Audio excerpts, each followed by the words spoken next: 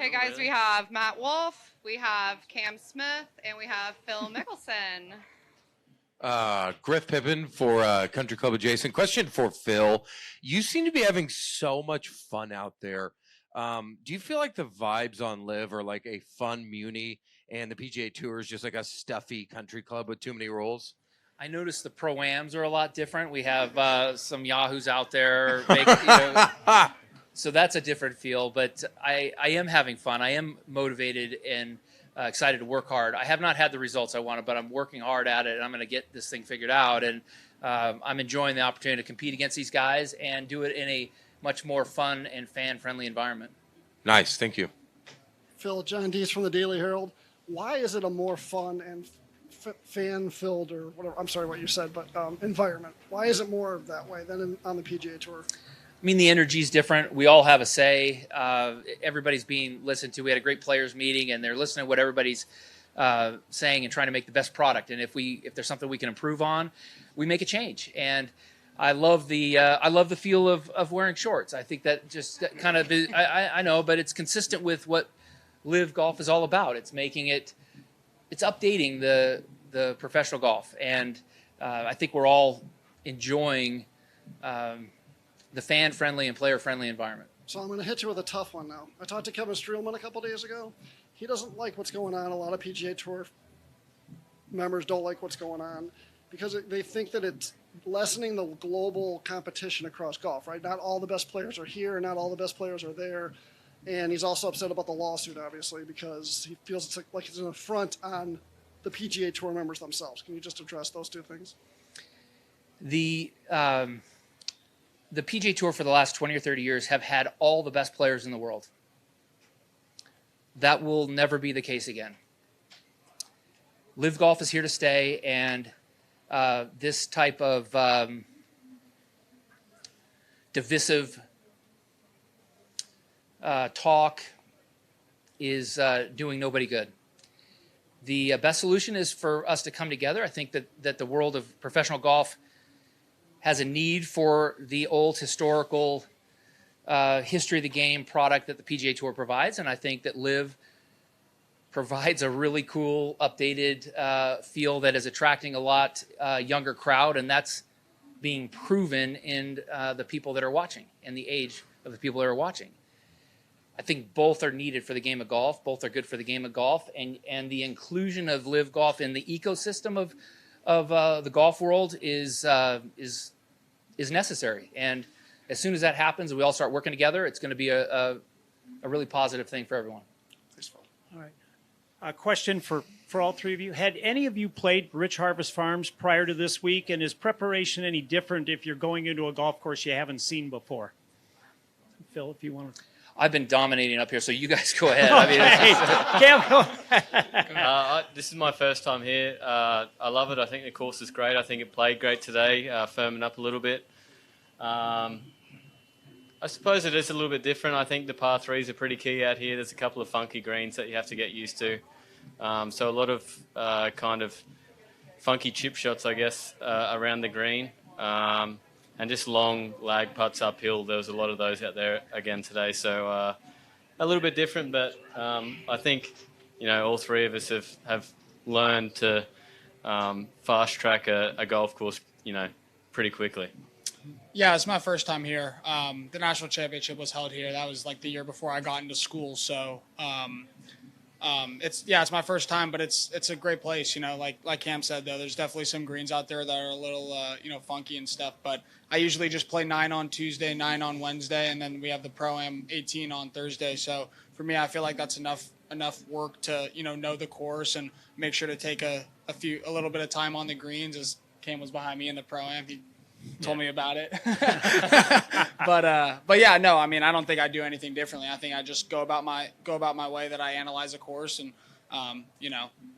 it's pretty much it. Okay, Phil, you're back on. I've really enjoyed Rich Harvest Farms as a venue for here because it's, first of all, in great shape, and it has a wonderful mixture of holes that are good birdie opportunities and then some really tough pars. I ended up making a triple on number 3. It has the potential on a number of holes to make a big number like that, but then You also have a chance to recover with a lot of birdie holes. I think it's fun to play. It is a course that you really want to play a dozen or so times to really learn all the nuances, because there's so many nuances in these big, huge greens and so forth, but it's fun to play. Cam, Keely Johnson, drunk by the turn. I was just wanting to reflect on you being the 150th winner of the Open, and I know you had spoken about how many beers that you could fit in the claret jug. I think it was 2. I just want to know, how many of Rory McIlroy's tears were you able to fit in it after you won? I'm not answering. Okay. No problem. Hair looks great. Great round today. Thanks. Hey guys, I'm Jeff with Ignite Management. As a golf fan in Chicago my whole life, we feel really hurt that the PGA has skipped us, but we're so excited the LIV is here, and we hope we're coming back to Rich Harvest Farms. One question they have, Matthew and Phil, great rounds today, but this is for Cameron. Cameron, have you ever seen the movie Joe Dirt? Yes. Yeah, okay, great. Thank you. One of my. Hey guys, Doug Greenberg with Front Office Sports. I was told, and my eyes also told me, that this is probably the biggest crowd that has come to a LIV event so far. I guess it's sort of a two-part question. Like, were you guys feeling that kind of energy off the crowd, and sort of, is it starting to like legitimize what you guys are doing here? Yeah, absolutely. I mean, I think it is legitimate. You know, I think that we're all, you know, the best players in the world. You know, not all of us, but you know, every single person that's here is a top golfer, a professional golfer that can beat anyone on any given day. So, I mean, the legitimacy of the tour, I don't think needs to be proven by the number of fans that comes out. I think the players here speak for that. Yeah. But I also think that, I mean, I love the fans coming out. It's great. It's, you know, I definitely feed off the energy. And I think it's a lot of fun. You know, it's like, you know, like kind of Phil was saying, it's kind of a updated version and, you know, brings more fun, but we're also focusing on golf and we're also trying to compete. You know, just because, you know, it's LIV doesn't mean, the competition is still there. It's at the highest level. I mean, DJ shot 9 deep today. I mean, that's a heck of a round. So, I mean, yeah, I'll clarify that, and maybe legitimacy was not the right word. It's more like that, kind of like that public acceptance factor. You know what I'm saying? You guys have any thoughts on that as well? I mean, this is my second one. I thought last week was great in Boston. I think there was probably a few more holes given the routing this week, where there's a few more people standing around. So I definitely felt that today. I think, you know, that section around 3:18. 2:17 was fantastic. I think there's a ton of people out here, and I can't wait for the weekend. I think it's going to be fantastic. To clarify, I meant that we're all not as good as Cam, is what I meant. We're all really good. Not many people are. Guys, Phil Mazurek with Ignite Management. Phil, huge fan, love you. Cam, congratulations on the Open. Matt, number 11 today. You shot right. You landed on a patch of dirt. First and foremost, what did you think when you walked up to the shot? Second of all, how the hell did you hit that shot? Yeah, when I first walked up, I was just happy that I had a swing. There was a tree right behind me, and I'm known to kind of take it out to the right. But fortunately, I was able to have a little or enough room to make a backswing and have a full swing. So, yeah, and then if I was going to take a drop from the path, I would have just had the tree more in my way. So it was definitely, you know, seemed like a little bit of an unfortunate break, but it also wasn't a great shot, so I couldn't have been asking for too much. But, yeah, I mean, I definitely don't practice that shot, and I didn't practice it in the practice round. So it was definitely you know, hit and hope kind of shot. But talked it through with my caddy, just told myself to do as well as I can to get it on the green. And at that point, I was just trying to make par. So I was really pleased with that. But I hope tomorrow, with the position that I was in from the drive, I hit a better shot. Play well this weekend, guys. Thanks. Take care. Thanks. Hey, Matthew, I wanted to ask you about your putting compared to, say, I don't know, Sunday at Boston. How would you describe the improvement? Yeah, I mean, I definitely think I've been putting a lot of work into it. That's pretty much been my main focus for the last week or to prepare for this event. You know, I've always really been a good putter, so when I don't putt well, it's pretty frustrating, and sometimes I can do a little better job of controlling my anger and emotions. But it just means that I care. It just means that I'm competing and I love being out here, and it doesn't mean any less to me. I mean, it means more to be honest. But yeah, I've been working on that for a little bit and hit a lot of good putts today. I really didn't make too many. I made a few, but if I just keep on stroking it the way I have been, I should be in a good spot. And this is for all three of you. Once again, the 4 aces are at the top of the leaderboard. How You sound frustrating annoyed. it is. I was going to ask how annoying, how much chatter amongst the other 11 teams are to just knock them off for once. Cam? Yeah, I mean, again, this is my second event, but, you know, Punch GC is right down the bottom, and we really need to make a good run.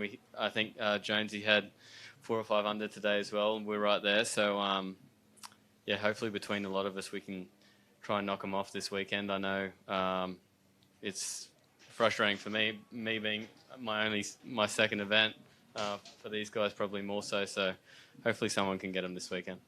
Bill, you getting tired? I mean, our team, the High Flyers, have been. We have Matt, who's been playing really, really well, and the myself, Byrne, and Cameron have not given him the support that he needs, and so we have to do our job. And if we do our job, the High Flyers are going to make a run at the Aces. I think we have the talent and the firepower to do it. I have not played to the level I need to, and if I can start playing the way I believe I can, and give Matt the support, I think that.